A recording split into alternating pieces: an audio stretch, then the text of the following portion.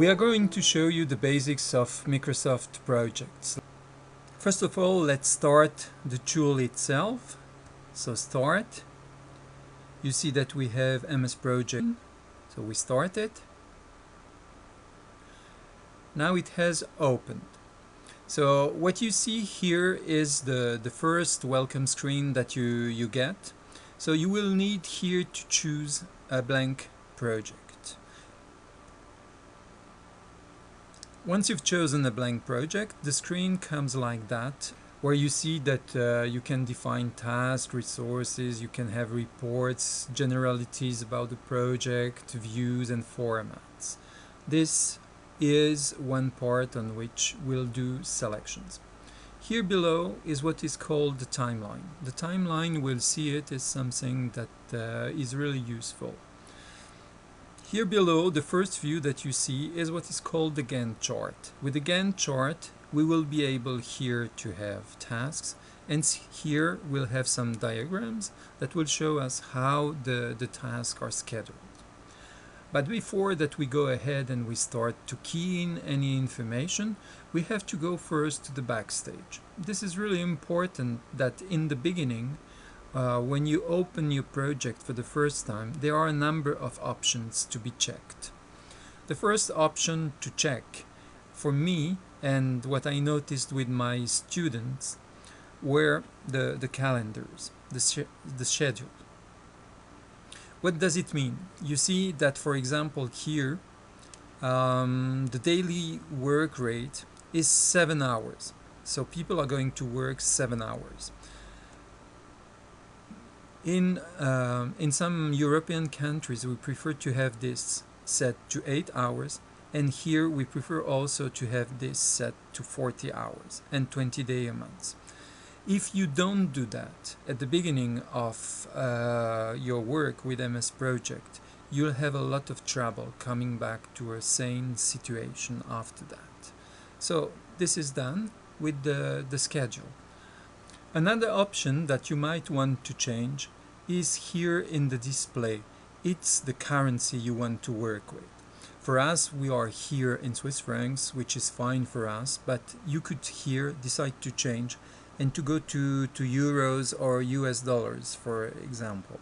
So we won't change any other of the options for the moment. So we are back now in the project environment, and we can maybe start to enter some tasks that we want to have in our project. So as a good rule, it's the first task, it's to be the name of the project. So my project, I call it simply my project.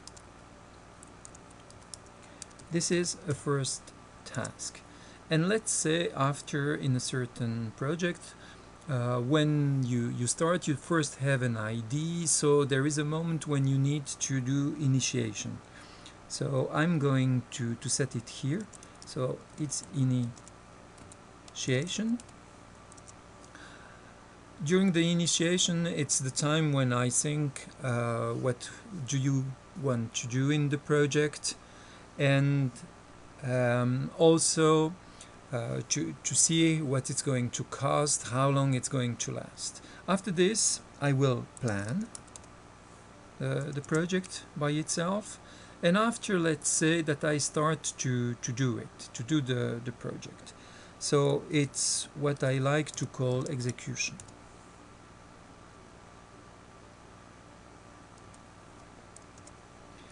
During execution, as an example, we could be first defining, then there will be something like called design, then we can have something like integration, and then we have something like test, you see.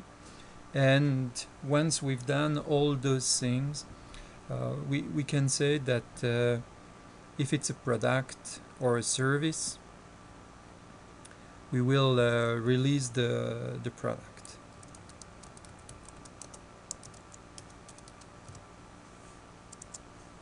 Once we've done all that, it's a good way to close a project.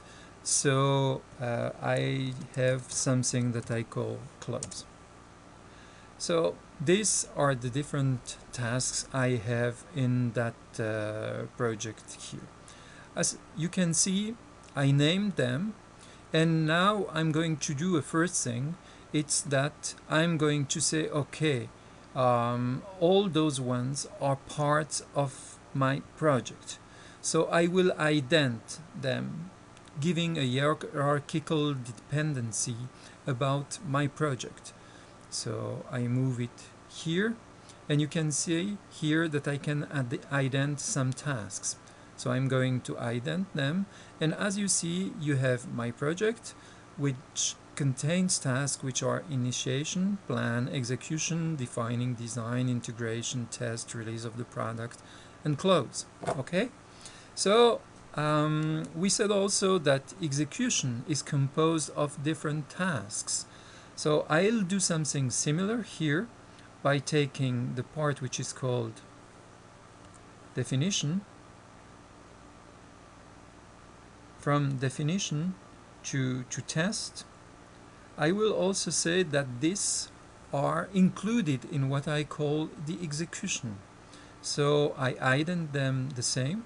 Like that, I have a certain hierarchy in all that. So now that I've done those parts, I can say, okay, let's say that for initiation, I need 1 week. For the planning and all what is necessary, 2 weeks. Then after, to define, we'll need 1 week again. To design it, we might maybe need 4 weeks. To do the integration, we might need 2 weeks. And we'll add 3 weeks of tests. 3 weeks of tests. And then we release the product itself. So this is 0 day in itself. And then we close the project. As you can see, we have here now in the graphical part of the diagram the tasks with their duration that has come and has been shown. So far it's fine. So now we are going to give some order in all that. So we could say that we are facing something that is simply sequential, and we could go from here to the last task and say that in the end they are all linked together. So they are all linked by dependencies, as you see here. I'm going to go down here and to move slightly the bar.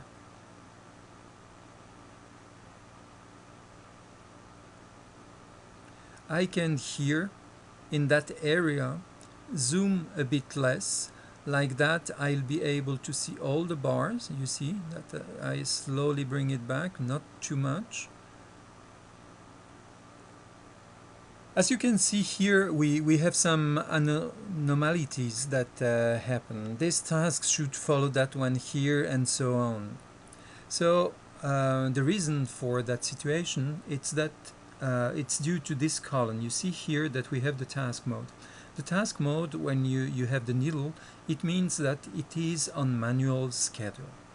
Manually scheduling thing means that where you place the starting date is really a restriction. It will really start on that. It's like if you have a wall in between the date and what was done previously. So I move this to auto schedule, that one also. As you can see, the color has changed. From a light blue it has become a bit a darker blue. So once we've done that, we'll also follow here below, and it's now that you will see a change. So I go to auto schedule. You see that it moves automatically, which I will also follow to do here, and all the following tasks will be set to auto schedule.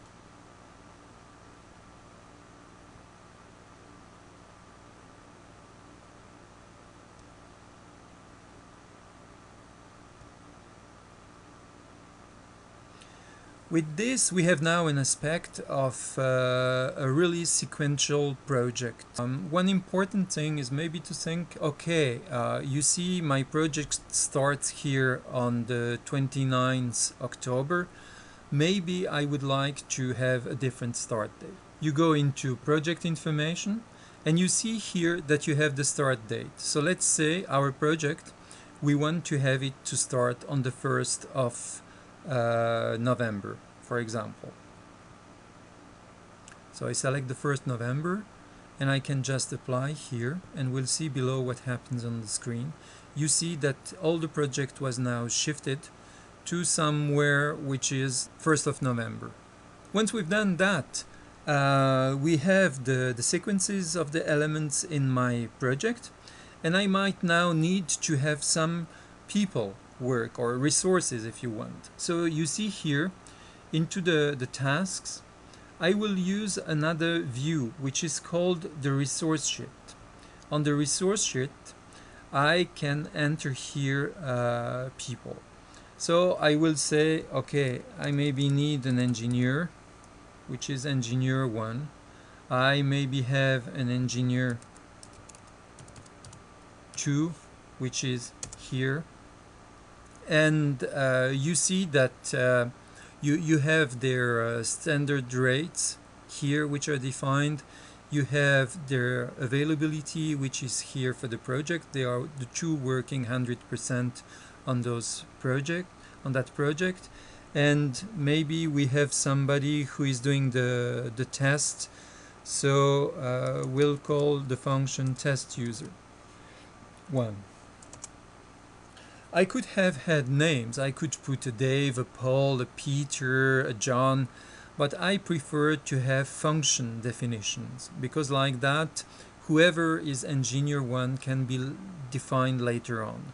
So once this is done, I can now switch back to the Gantt view, and here you will see that I can add resources. So let's say here that the initiation, you will see I decide that in the initiation we have engineer 1 and engineer 2, because it's always good that people talk together. For the planning I will take the same. It's engineer 1 mostly that will be in charge of it. Defining will be again engineer 1 and engineer 2.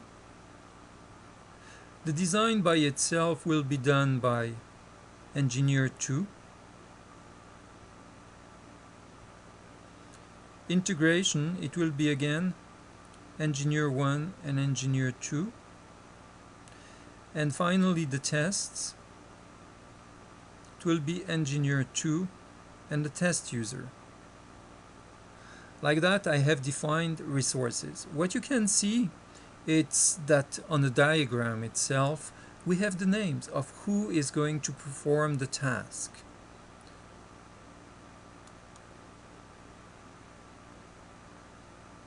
So we'll go back shortly to the resource sheet to see some information we can get there. As you can see, we can apply a certain rate to each of the resource. So I'm going to pass the rate to 100 Swiss francs or euros or dollar. I make it simple. I consider each resource is to cost 100 per hour. You could also add overtime rates, but this we are going to see it in another lesson. Now I go back to the Gantt chart, and nothing did change for the moment.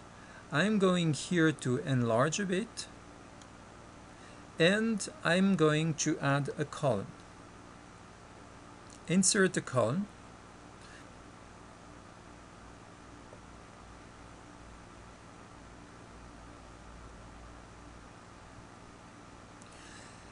And here we can see almost like a magic, the costs have been calculated by MS Project by itself.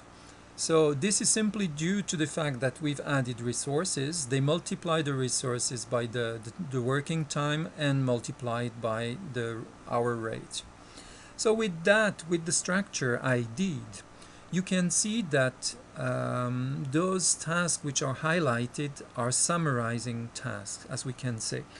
This means that if you do the calculation of all the costs of the execution part, then you will end up with those 56,000. If you do the calculation of all the project tasks, you will end up with those 70,000, which means that by having had first the name of the project at the first tasks and having a hierarchical dependencies, the cost of the first task is in itself the cost of the project. Now that our project is scheduled, that resources have been attributed, and that we have the budget for the project, we can do what we call set the baseline. To set the baseline is like taking a picture of the project plan at a certain moment. This will be helpful to us in comparisons that we'll do later on. So you see here there is a button which is called set baseline and will set the baseline.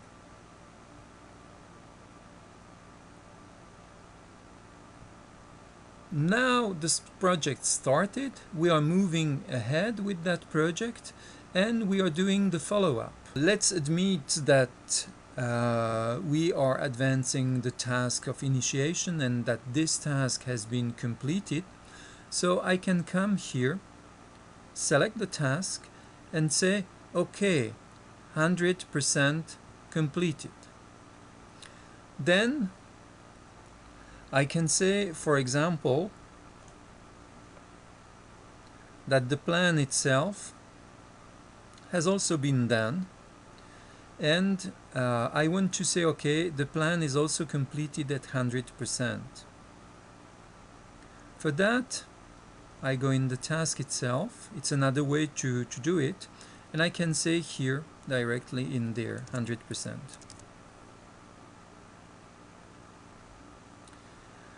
Now let's admit that we've advanced more and that we look at what is happening at what should be the beginning of the design. So this is supposed to be the 26th of November. So we set the date at which we want to do the status of the project. So we do the status at the 26th November. Like that. Okay, and now we look what happened.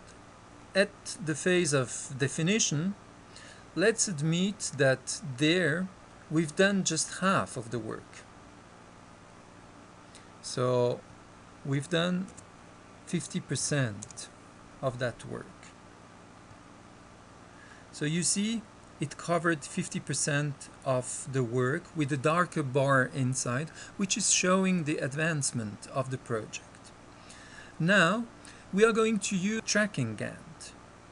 With the tracking Gantt, you will see that the diagrams will be slightly different.